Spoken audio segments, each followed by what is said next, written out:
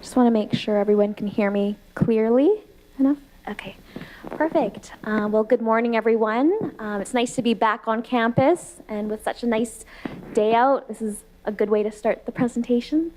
My name is Natalie Tran, and my presentation today is on a literature review that I did at my practicum on adult online learning.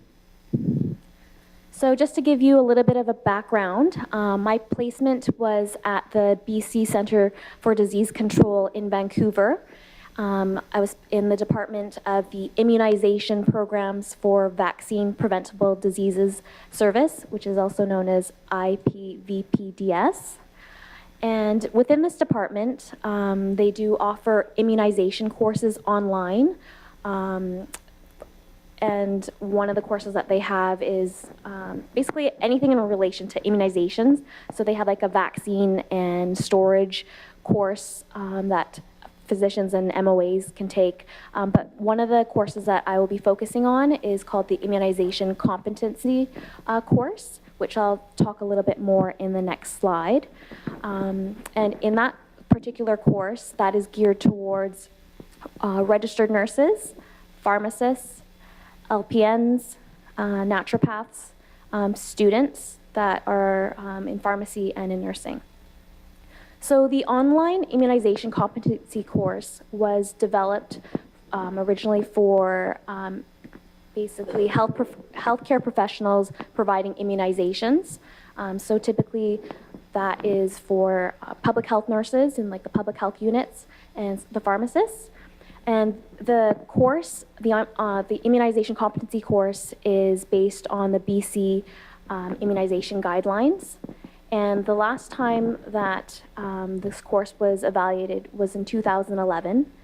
And since I was only at the BC CDC for 3 months, unfortunately I wasn't able to be part of the whole evaluation. So they had asked if I could do the preliminary steps of the evaluation, which was to do a literature review, particularly on adult online learning. And just to give you a little bit of a background about this course is a requirement usually for public health nurses and pharmacists in order for them to provide a safe care to provide immunizations. They need to take this course, and it's online where it is self-paced, so you can do it at any time. And then you have to complete an online exam. So anyways, to get more into the literature review, I was asked to do a literature review on adult online learning, just to see whether the research was basically on par with the current program that is offered online. So the key question was, how does the immunization competency course support immunization practice? So the objectives were to find the benefits and drawbacks of online learning, identify characteristics of successful and unsuccessful online adult learners, and specifically I was trying to focus on nurses, determining best practices for adult learning and settings, determine the implication on evidence-based practices to online learning, and determine the generational differences with online learning, such as navigational skills and technological learning. So the databases that I used was the UBC Library Summons, CINAHL, PubMed, and the main search terms that I used were online learning and adult learners. So when I did do this search, obviously I found a lot of information because there's lots of different types of online learning. But since the immunization competency course is more focused on self-directed learning, I tried to focus my literature search on self-directed learning, as well as massively open online courses known as MOOC, as this was how the course was laid out. As well as other terms that I searched were generational learning and clinical practice.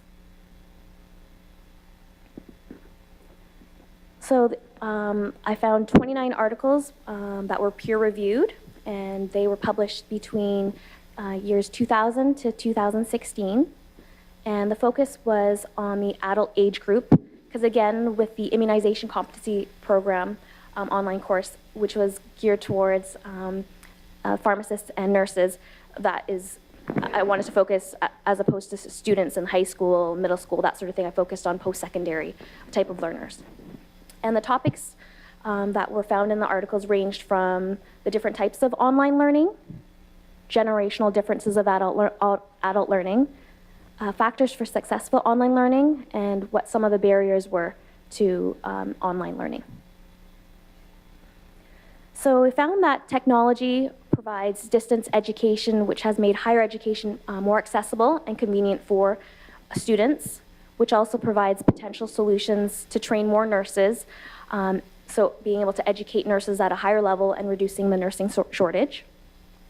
Self-directed learning, also known as SDL, was identified as a critical factor for success in online learning environments where students have more control of their learning. I found that generational differences can influence learning in an online classroom.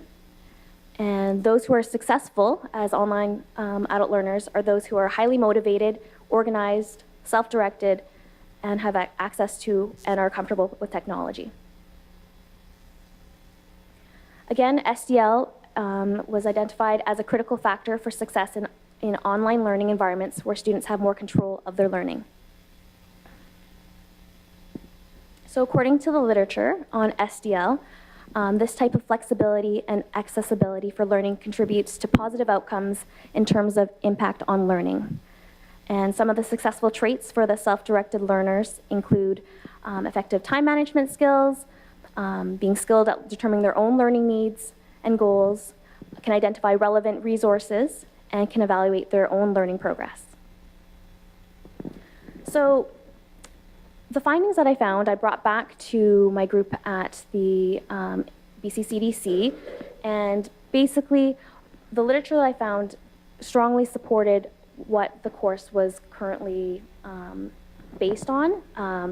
In terms of, in the previous slide I'd mentioned, I'd mentioned about it's important to have goals clearly outlined. So how the course is, the immunization competency course was created, there's like 16 modules. Again, like I said, users can go and go online at their own pace.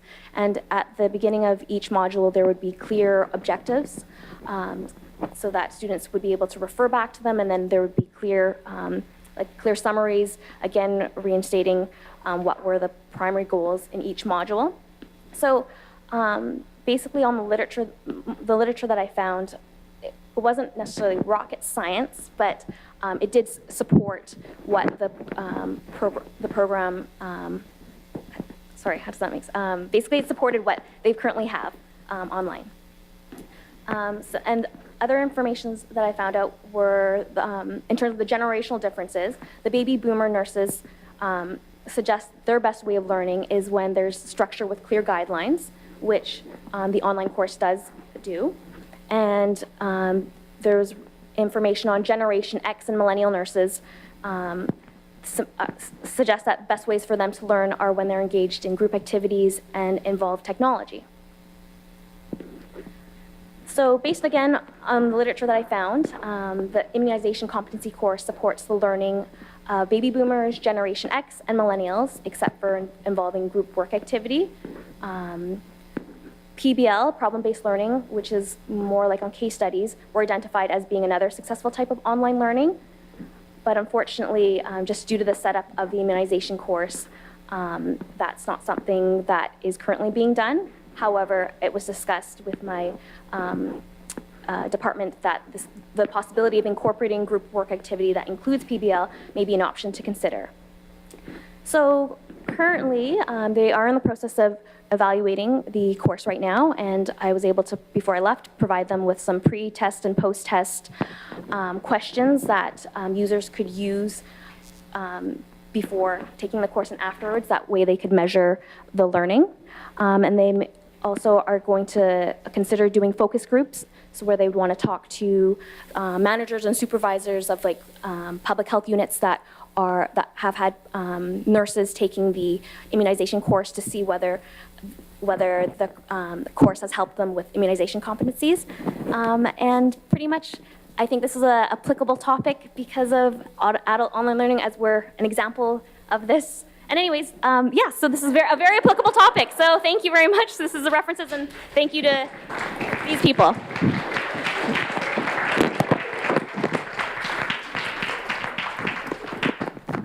Almost made it. Okay. Just touch the bottom if it's not. Yeah. Here we go. We have time for a couple of questions. I have to ask, when he said that he was Phil Donahue, did anyone actually know who Phil Donahue was? I think so. Did you think that it was like Dr. Phil? Because it's not Dr. Phil. I'm really curious. Who has a question?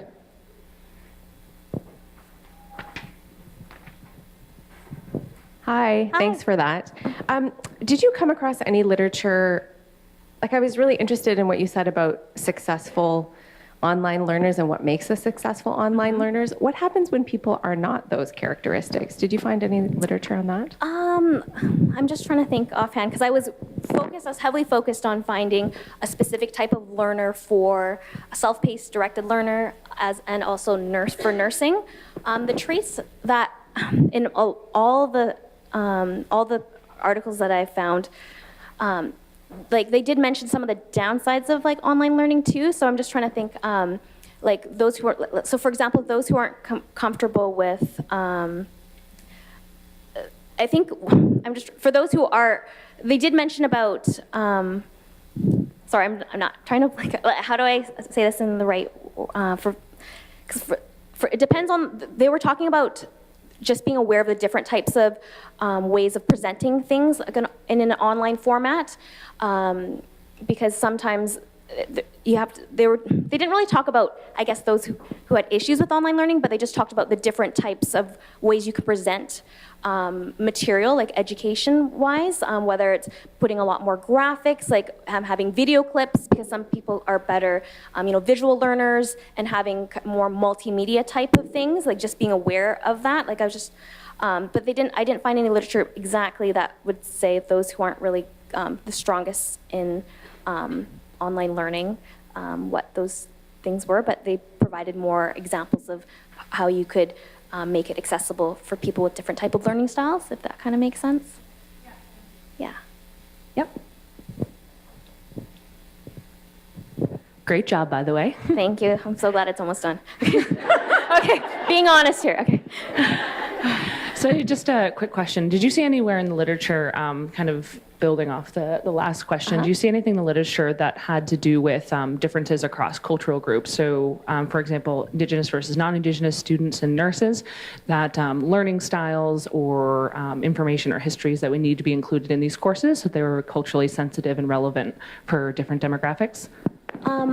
That's a great question, because I did want to consider that when I was looking for literature stuff. There wasn't an actual specific paper that was towards like Indigenous nursing students or Indigenous learners, but they did mention being aware of like different socioeconomic statuses, like from different, being aware of those who take the course from the cultural background, to just be very sensitive of the language that is being used, to not use generalizations, and to, I'm just trying to think. Again, there wasn't a specific things that they said that you had to do, but just a key theme that I found in each of the literature, in each of the articles, were just to be very aware of the different type of languages that you are using in the content. And in this particular course, there isn't like an instructor that's there the whole time, but they were talking about like if you are there were papers providing feedbacks to instructors who were creating online content to be engaged in discussions with other, not students, but other other, other, not healthcare professionals, but other people who may be able to help them provide like culturally sensitive, like, you know, ways of presenting material. Like that was kind of the stuff that I found, if that makes sense. Thanks very much, Natalie. Thanks, That was great. Karen.